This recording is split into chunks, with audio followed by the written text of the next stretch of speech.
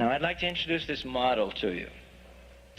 I don't have a blackboard, so I'm going to use a human blackboard. I need 5 of you to help me with this. The rest of you, I want you to put this into your notes, burn it into your memories, think about it, start processing information with this model. So in your notes, just write control model. There are going to be 5 elements to this model. The element out to the left should be represented in a circle. All right? A circle. This woman in red here. Would you come up here for a minute, please? Yes, don't turn around. You're the only one in red. Tell me your name. Kristen? Okay, would you stand right here, Kristen? Stand right here and just face this group. Kristen represents the left edge of this control model. And would you label Kristen human needs? Human needs. Remember, it's a circle now. You want to make Kristen a circle. It's like a wheel because this wheel drives the rest of this model. There are 4 basic human needs. I want you to write these right underneath the circle. By the way, psychologists have done hundreds of studies and discovered that each of us in this room today have, in fact, 4 basic human needs. Whether you think you do or not, you have them. They're there. All right, the first need is to live. Survive. Just to live. The second human need is to love and be loved. The third human need is to feel important. To feel important. The fourth human need is an interesting one, variety. We have a need for variety. That's why none of us are all dressed in white today. That was not a put down, guys, really. Okay. Remember the 4 basic needs. We all have them: to live, to love and be loved, to feel important, and variety. That's why we go on vacations. That's why we watch different TV programs. Variety. All right, these needs are powerful needs. Now we come to the second element of this pyramid. The one who said I was bald. I've forgotten your first name. Come up here. Brett? Brett? Rex. I know Rex. He used to be my friend. Stand right here, Rex. All right, the next part of the model in your notes should be represented with a square. Same size as the circle, a square. There's nothing to do with Rex. You were putting him down. That laugh was putting him down. All right, and you want to put a little arrow from this square pointing this way. A little arrow from Rex pointing this way. All right, now you want to label Rex. Rex is the belief window. Rex is the belief window. Now understand this fact. Each of us sitting in the room here today has a belief window. It's about this big. It sits right in front of our heads. We look out into the world through this belief window, and we accept information in through this belief window. We have thousands of principles etched on that belief window that we have accepted as correct principles. Thousands. Now we give lip service to the big principles, like gospel principles. I'm talking about all kinds of principles. Let's start with an example. Let's take a little principle. Let's suppose we have etched on our belief window this principle. All Doberman pinschers are vicious. Do you think that's on anybody's belief window out there? Could be, all right? So we got that belief. What need do you suppose is driving that principle? To live. To live. Now understand, these needs are driving everything on this belief window, because the principles on this belief window are going to be driving something out here that hopefully will satisfy our needs. All right, now I need the third element of our model. Let's have this woman right here that is blonde. Yes, you. Don't turn. Yeah, you. Tell me your name. Tell me your name. Michelle? Okay, Michelle, you stand next to Rex. All right, you have a second belief on your belief window, that European possessions are better. Okay, so I've got two beliefs on my belief window. My self-worth is dependent on my possessions, and European possessions are better. If that's true, then I get over here to Michelle and I start setting up rules for behavior. If that's true, then, and it's now time for me to buy a car, what's Troy going to buy? BMW. Okay? Anything but a VW. All right, he's going to buy a European car. Why? Because the principles on his belief window are driving that. Okay, let's take another example. Suppose you have on your belief window that all teachers are mean.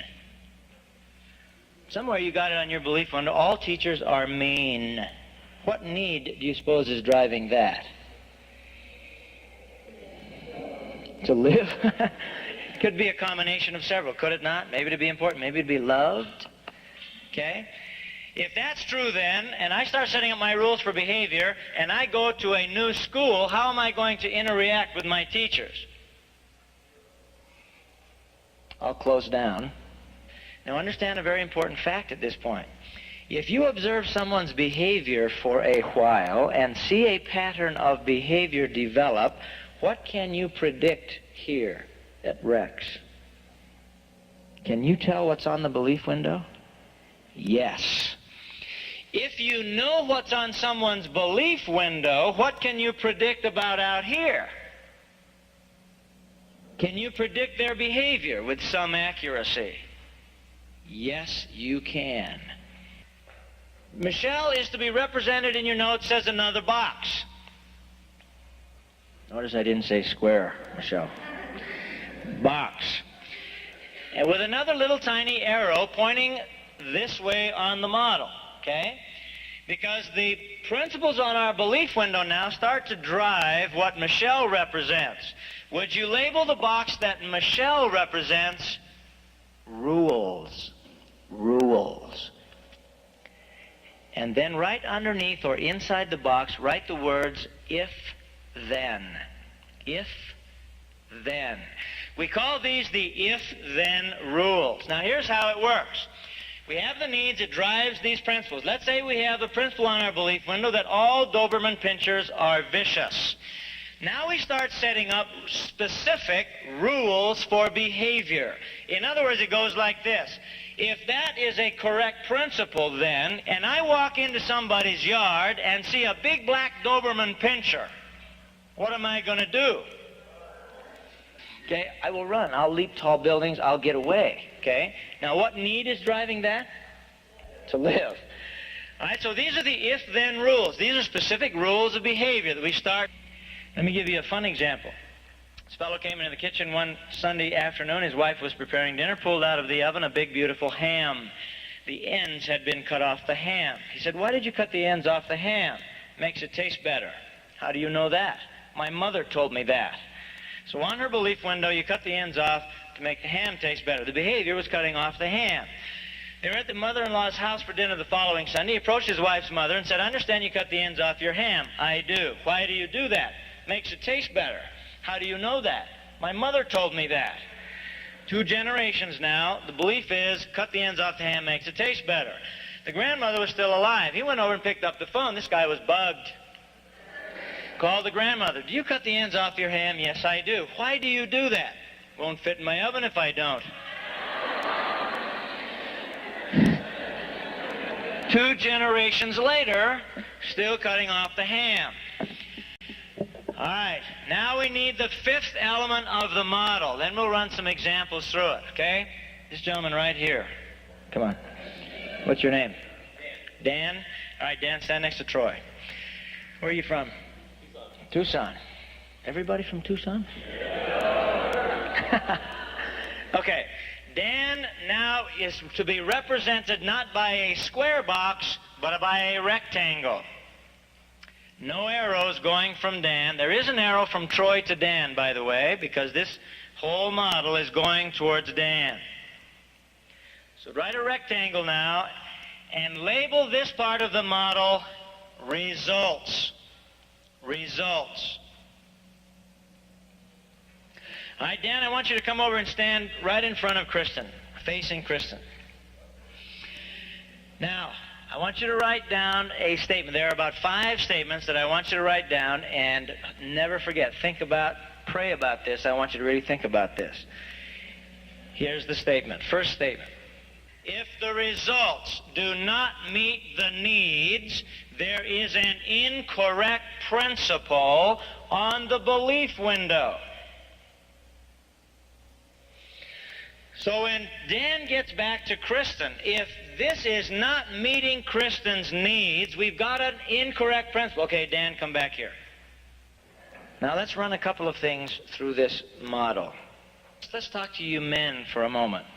Suppose one of you men out there got it on your belief window that men are just a little more important to God than women.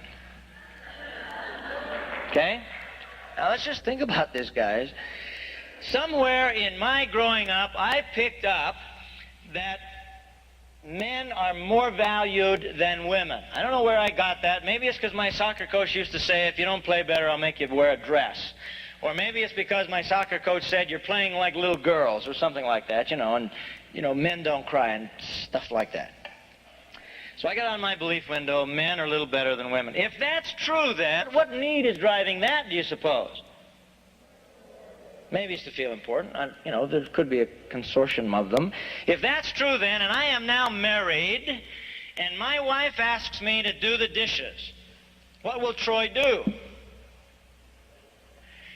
He may respond by saying, that's women's work.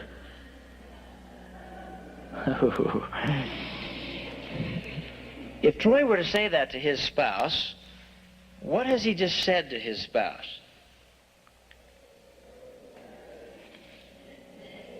I'm better than you. Okay? Now, is the result of that behavior going to meet his need with his wife? Women, would it meet your need? Unequivocal no. So maybe that's an incorrect principle.